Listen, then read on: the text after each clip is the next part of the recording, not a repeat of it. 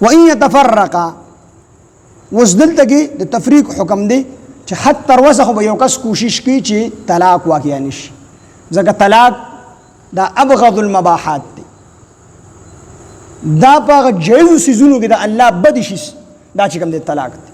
حد تر وسه به د طلاق نوم هم په خوله باندې نه اخلئ، خو چې بیا کله ټیم نه تېرېږي او خبره دې حد ته ورسېږي چې د ښځې او د خاوند په منځ کې نور ټیم نه تېرېږي، نو اخري حل بیا طلاق دی، اخري حل بیا طلاق دی. خو په وس باندې به انسان د الله عرش پیړه کېږي چې سړی طلاق چې کوم دی ورکړي.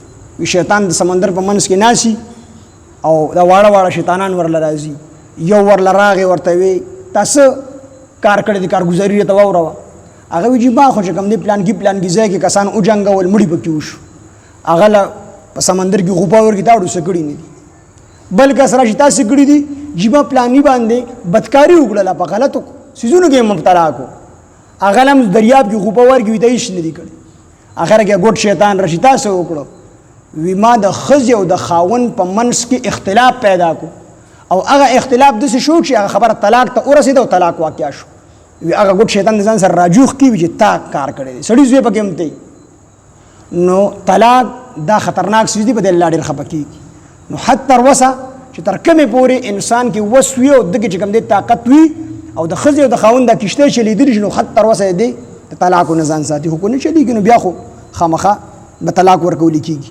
وان يتفرقا او کو چې تفریق وکړي یعنی فرقت واقع شي په مابین د دواړو کې د مجبورۍ په حالت کې، نو یغني الله، نو الله به بې پروا کي کلن هر یو من سعته د خپل پراخۍ نه.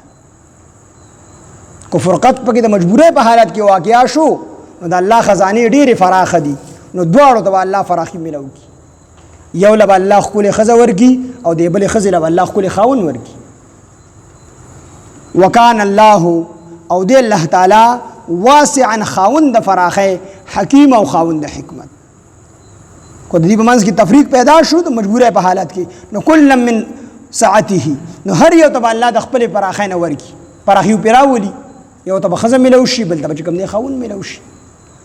فراخي او تاسو به ډېر کاره ته لیدلي وي ښځه بعضې وختونو کې د لومبي خاوند سره نه خوشحاله، خاوند ورسره نه خوشحاله، طلاق واقع شي د مجبورۍ په حالت کې، ښځې له الله ښکلې خاوند ورکړي، ډېره خوشحالي ورسره، او دې سړي له الله ښکلې ښځه ورکړي، ډېره خوشحالي ورسره.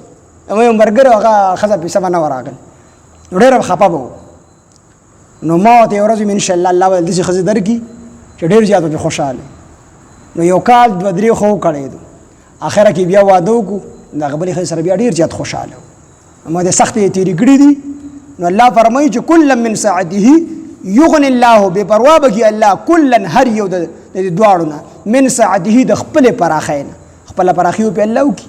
وکان الله د الله تعالی واسعا خاوند د فراخۍ، حکیم او خاوند د حکمت. الله سره ډېر شي خزانې دي، مال بولم الله ورکي، خاوند بولم.